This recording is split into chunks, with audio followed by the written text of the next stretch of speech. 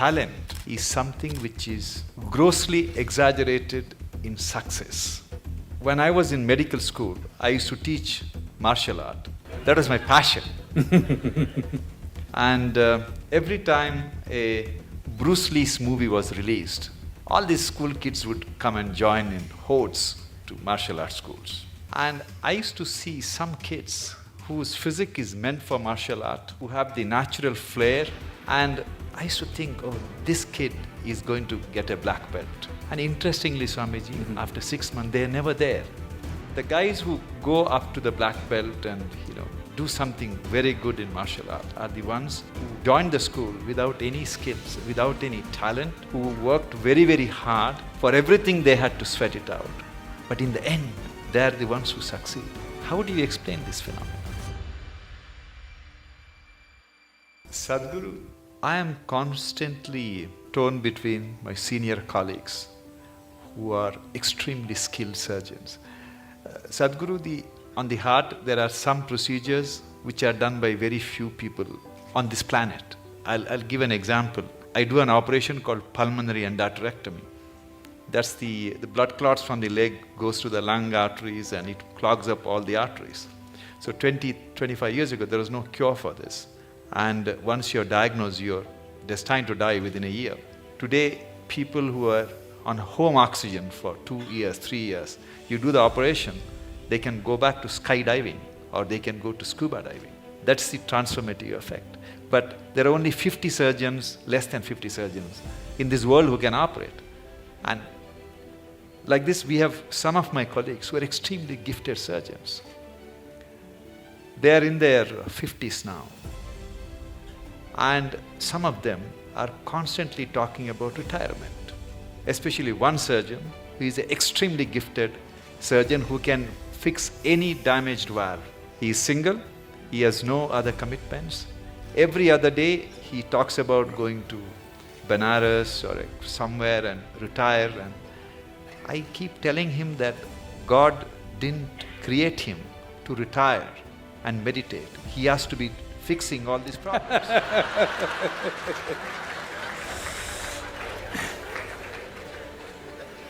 So he gives me extension every 6 months, Guruji. So at the end of 6 months, the usual rigmarole starts. He talks about retirement and everybody is depressed in the hospital. So how do you deal with this kind of people?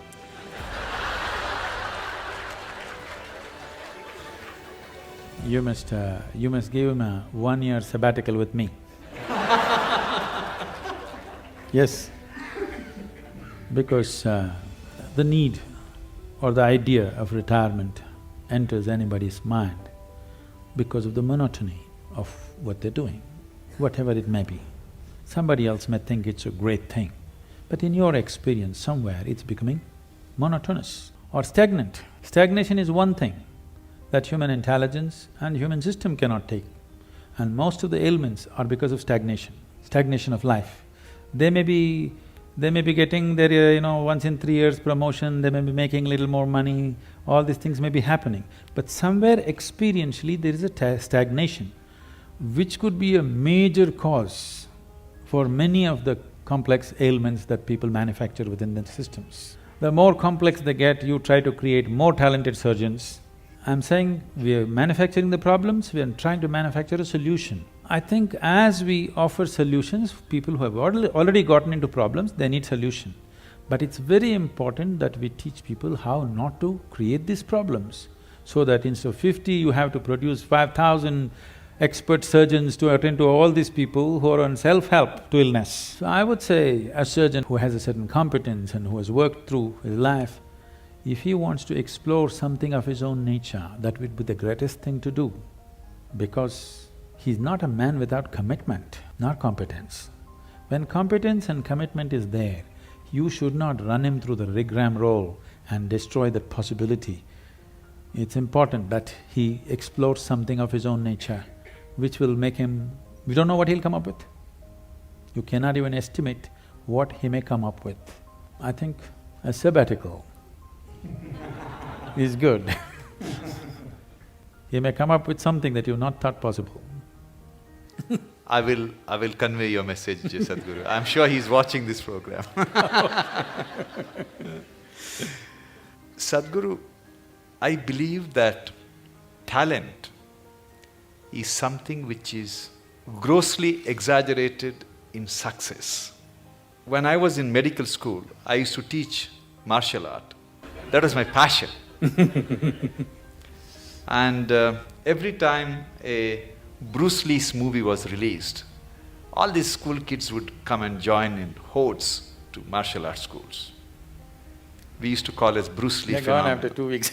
Yes. And I used to see some kids whose physique is meant for martial art, who have the natural flair, and I used to think, oh, this kid is going to get a black belt.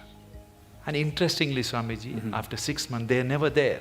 The guys who go up to the black belt and, do something very good in martial art are the ones who joined the school without any skills, without any talent, who worked very, very hard. For everything they had to sweat it out. But in the end, they're the ones who succeed. How do you explain this phenomena? See, for a variety of reasons, let me not go beyond this. For a variety of reasons, a certain individual could be born with a certain flair, physical flair, mental flair, emotional flair, style. 5-year-old child, one has style, other is clumsy, okay? So the one with the style is not going to become necessarily a fashion thing. Somebody else who seems to be clumsy may grow into something else. Like, you don't know when a woman is pregnant, the child within that womb, whether it's a sage or a sorcerer. Nor the woman know. No, the mother does not know whether she is producing a sage or a sorcerer or what. This is because I use the word coherence because of modern science is using that word.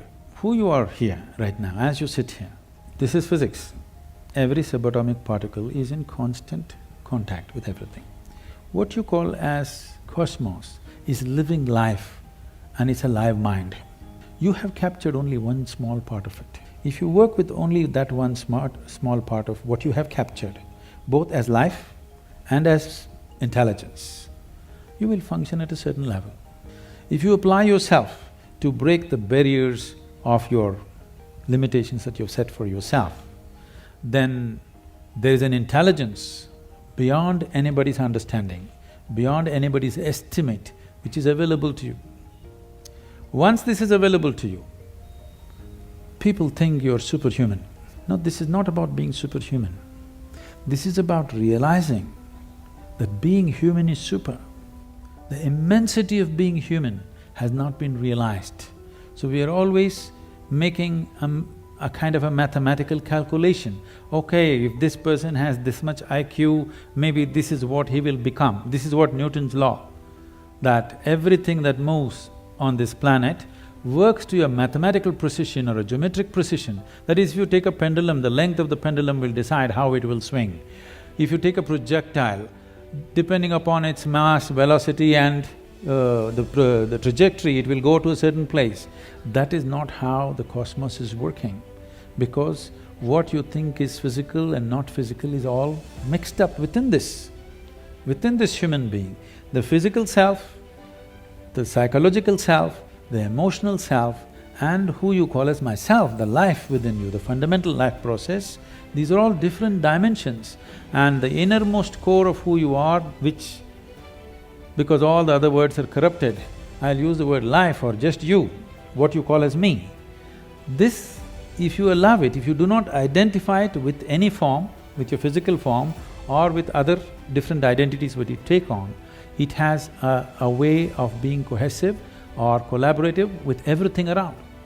When we say somebody worked hard, all he is trying to do is stretch his boundary of identity, isn't it? He's trying to stretch his boundary.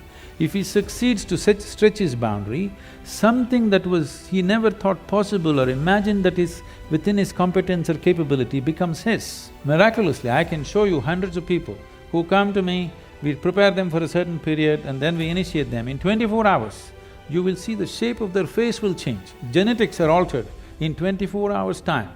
You can see the photographic images, they have actually changed dramatically overnight simply because of a certain extension of their identity. In the Indian spiritual milieu, so when you say spiritual, we must understand this.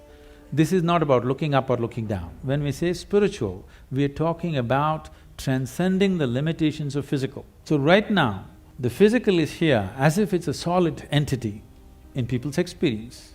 But modern physics is telling you and medical science is beginning to tell you, or if people don't understand, if they just hold their nose for 2 minutes, they understand that they are not an independent existence. It is in transaction, not just in terms of breath.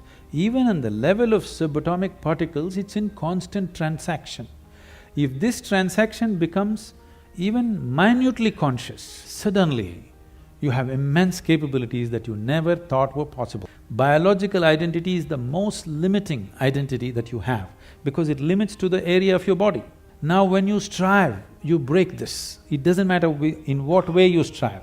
Most people strive in unconscious, unscientific, simply out of striving, they do things. But there are ways to strive scientifically in a proper way. There are tools to strive with specific direction to break the limitations of who we are.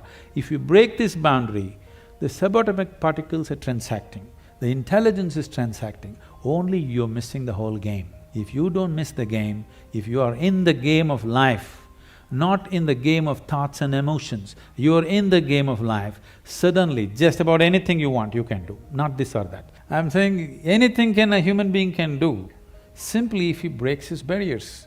And these barriers are many levels, but the most fundamental thing is the identity.